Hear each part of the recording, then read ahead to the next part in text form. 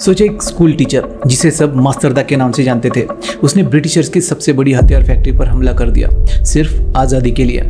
मैं बात कर रहा हूँ महान क्रांतिकारी सूर्या सेन की। सूर्या सेन का जन्म 22 मार्च 1894 को चिटगांव के नौपाड़ा में हुआ था। वो पेशे से टीचर थे, इसलिए सब उन्हें प्यार से मास्टरदा कहते थे। कॉलेज के दिनों में ही वो अपने एक शिक्षक से प्रेरित होकर अनुशीलन समिति जैसे क्रांतिकारी संगठनों से जुड़ गए थे। 1916 से लेकर 1918 तक वो जेल में रहे। 1918 में जेल से छूटने के बाद उन्होंने चिटगांव में ब्रिटिश विरोधी गतिविधियां शुरू की। आज़ादी की लड़ाई को और तेज करने के लिए 1930 में उन्होंने इंडियन रिपब्लिक आर्मी यानी IRA की स्थापना की। 18 अप्रैल 1930 की रात मास्टरदा और उनके साथियों ने चिटगांव के 2 अंग्रेजी शस्त्रागारों पर हमला किया और उन्हें लूट लिया। इस ऑपरेशन में उन्होंने टेलीफोन, टेलीग्राफ के तार काट दिए और रेल मार्ग बंद कर दिए।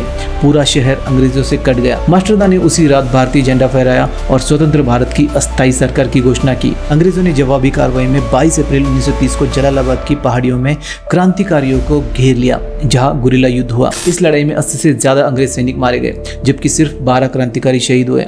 मास्टरदा और कुछ साथी बच निकले, लेकिन कई पकड़े गए। फिर भी उन्होंने हार नहीं मानी। 3 साल बाद 16 फरवरी 1933 को अपने ही एक साथी नेत्र सेन की गद्दारी से मास्टरदा गिरफ्तार हो गए।